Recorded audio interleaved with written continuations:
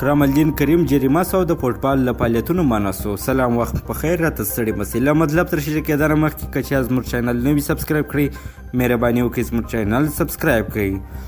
د فوټبال نړیوال فدراسیون د افغانستان د فوټبال فدراسیون پخوانی رئیس کرام الدین کریم د ښځینه فوټبالیستانو د جنسي ځورونې پر تور د تل لپاره د فوټبال اړوند ټولو فعالیتونو څخه منع سو. د افغانستان د ښځو فوټبال د ملي ټیم لږ تر لږه 50 تنو پخواني غړو په ښاغلي کریم د 2014 او 2018 کلونو ترمنځ د جنسي بدرفتارۍ ادعاوې کړې وې. پرون شنبه د فوټبال نړیوال فدراسیون خبر ورکړی چې کرام الدین کریم د دې فدراسیون د اخلاقي مقرراتو 23 او 25 مادې د خپل کاري موقف نه په ناوړه استفادې ماتې کړې دي.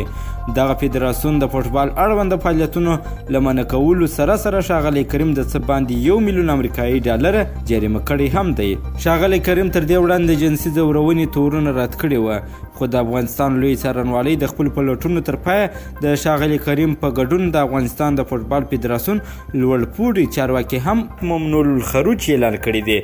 د یادونې وړ ده چې کرام الدین کریم د عبدالله په ګډون له غټو چارواکو سره اړیکې لري، نو له همدې امله لوی څارنوالۍ فقط ممنوع الخروج اعلان کړي دي او د هغه په خلاف کوم نور کار نشي ترسره کولی.